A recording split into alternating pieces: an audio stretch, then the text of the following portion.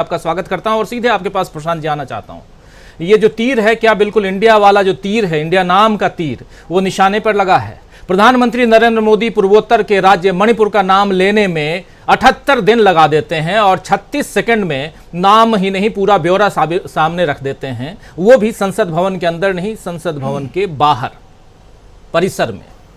और उसके बाद उसी परिसर में दूसरी बैठक होती है बीजेपी संसदीय दल के नेताओं की, यानी कि सांसदों की, बीजेपी के सांसदों की बैठक आज सुबह हुई। और उस बैठक में इंडिया का जिक्र करते करते इंडिया को इंडियन मुजाहिदीन से जोड़ते हैं, ईस्ट इंडिया कंपनी से जोड़ते हैं। ऐसे तमाम उन नकारात्मक जिनकी छवि खराब है देश में, उन सब का नाम जरूर लेते हैं, लेकिन आईआईएम, आईआईटी, एम्स कितने नहीं हैं। हर ऐसे ऑर्गेनाइजेशंस जो आज देश का नाम रोशन कर रहे हैं, उसमें भी इंडिया तो लिखा ही है। प्रशांत जी, उनका नाम नहीं लेते हैं।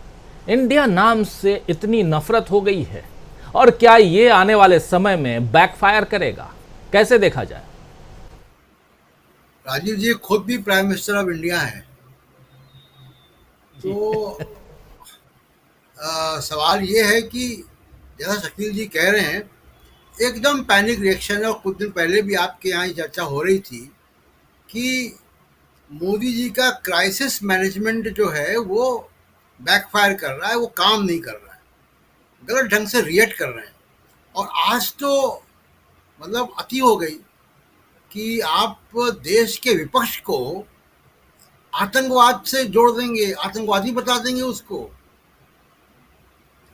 अभी कुछ दिन पहले, 4 हफ्ते पहले ही Modi ji mother of democracy बताकर आए हैं व्हाइट हाउस में।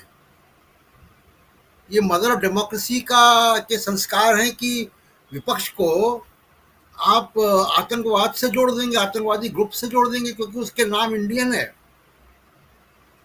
बहुत चीज़ों के नाम इंडियन है और भारत के संविधान में इंडियन है। सवाल तो यही पैदा होता है जो आपने कहा शुरू में कि नकारात्मक चीज से क्यों जोड़ रहे हैं। अब इसका नतीजा क्या होगा?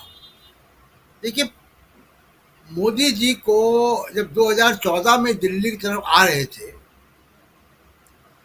तो बहुत सारे पढ़े लिखे लोगों ने, बहुत सारे पब्लिक फेसेस ने, इंस्टीट्यूशंस ने मोदी जी को आगे बढ़ाया, ये कहकर कि बड़े विजनरी आदमी हैं, गुजरात मॉडल है, ये सारी चीज़ें हैं, और यूपीए की सरकार करप्शन में डूबी हुई है वगैरह।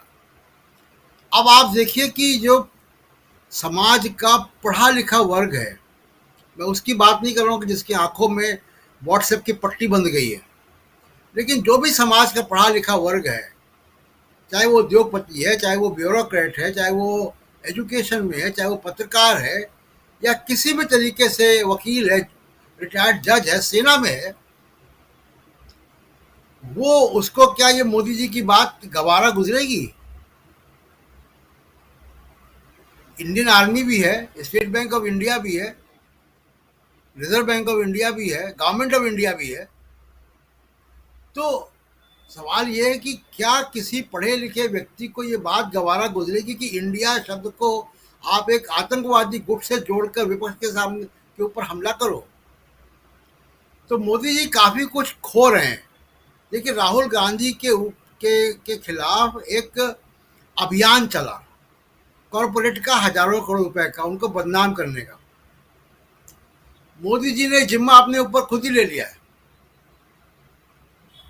जो इमेज उन्होंने बनाई एप्को वर्ल्ड वाइड से लेके अभी तक, एक बड़े गंभीर नेता की, हालांकि वो थे नहीं, लेकिन 2002 की लकीर से बड़ी लकीर खींचने का कोशिश हुई, विदेशों में जाकर, कोई यूनिवर्सिटीज़ में जाकर कुछ कुछ ऐसा उन्होंने किया।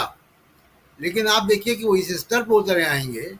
यहाँ तमाम लोग बैठे हुए पत्रकार साथी, हम लोगों ने तो स्थानीय स्तर पे भी, जो घंटाघर चौराहों पे जो मीटिंगें होती हैं लोकल नेताओं की, वो भी अटेंड की हैं। वहाँ भी इस स्तर की बात नहीं होती है। वो जो स्थानीय नेता होता है वो यहाँ तक नहीं आता है कि अपने विपक्षी को आतंकवादी बता दे, तमाम तरीके का आरोप लगाता है वो। तो आप सोचिए कि कहाँ तक ले जा रहे हैं। उसका सीधा सा मतलब ये है, राजनीतिक मतलब ये है राजीव जी, कि मोदी जी को अंदर से उनका जो अपना सिस्टम है, चाहे वो पार्टी का है, चाहे सरकार का है, चाहे और दूसरे तरीके के इकोसिस्टम का है, वहां से सपोर्ट मिलना बंद हो गया है, या इन्होंने अपने आप को बाकी लोगों से अलग कर लिया है। अब ये अकेले हैं, और उसका नतीजा आप देखिए कि क्या हो रहा है। अगर आप पिछले 15-20 दिनों का, जब से मणिपुर का मामला आगे सामने आया है तेजी से, आप विदेश यात्रा भी हो है, अमेरिका भी हो है, फ्रांस भी हो है, इजिप्ट भी हो है, आप देखिए कि बीजेपी के और सरकार के दूसरे बड़े लोग, बड़े नेता बयान नहीं दे रहे हैं, इनके साथ नहीं खड़े हैं। किसी भी नेता का बयान नहीं आता, सिवाय उन नेताओं के जो जिनको लगाया जाता है, स्मृति ईरानी है, या अनुराग ठाकुर हैं, या रविशंकर प्रसाद हैं। मुख्यमंत्रियों ने बोलना बंद कर दिया है, इनके बड़े नेताओं ने बोलना बंद कर दिया है। अब हो सकता है कि आपकी हमारी ये बात सुन के बुलवाया जाए, क्योंकि ये भी लाखों तक बात जाती है आपकी हमारी, लेकिन अभी तक का जो ट्रेंड है वो नहीं है। अब दूसरा कि जिस तरीके से दोनों हाउसेस चल रहे हैं पार्लियामेंट के, जो तस्वीर आप दिखा रहे हैं, पीठासीन अधिकारी जिस तरीके से चला रहे हैं हाउस, ये भी अनप्रेसिडेंटेड है। पहले कभी ऐसा नहीं देखा गया कि एकदम पार्टीजन बिहेवियर है आसन का, कि संजय सिंह को आपने पूरे सेशन के लिए बाहर कर दिया मिनटों के अंदर। संजय सिंह अपनी पार्टी के नेता हैं राज्यसभा में, और वो क्या मांग कर रहे थे? वो मांग चर्चा की कर रहे थे। चर्चा की मांग करना या वेल में आना कोई पहली बार हुआ है इस पार्लियामेंट में? 10 साल तो हम लोगों को भी हो गए देखते हुए। तो कुल मिला के ये है राजीव जी कि मोदी जी का जो इंटरनल सिस्टम है उसमें क्रैक्स आ गए हैं, उनको कहीं से एनर्जी नहीं मिल रही है। और इंडिया जो ये गठबंधन हुआ है, उसको किस तरीके से उसको रिस्पॉन्ड करना है, उसको रिस्पॉन्ड करने का तरीका नहीं आ रहा। वो तरीका इसलिए नहीं आ रहा है क्योंकि अंदर से इनका सिस्टम काम करना बंद हो गया है। अब ये सिर्फ और सिर्फ जो जो ट्रोल है, जिसको मैं डिजिटल पत्थरबाज कहता हूँ, तो ये डिजिटल पत्थरबाज लोग हैं, इनको आप केवल और केवल आप कंटेंट देने का काम कर रहे हैं।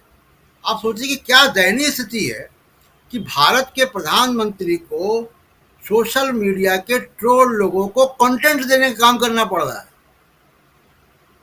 इतनी दयनीय स्थिति हो गई है। अब भारत के प्रधानमंत्री है, कल ये बयान अंतर्राष्ट्रीय अखबारों में छपेगा, एजेंसियों में आज ही चला गया होगा, अभी चला गया होगा, तमाम दूतावासों ने देख लिया होगा और केबल कर दिए होंगे। जो आप जाके वो झप्पियां देते हैं, आप गले लगाते हो, उनको मालूम है कि आप क्या बोल रहे हो। तो बहुत स्थिति गंभीर है, और मुझे लगता है कि ये इस तरीके की गलतियां और भी करेंगे।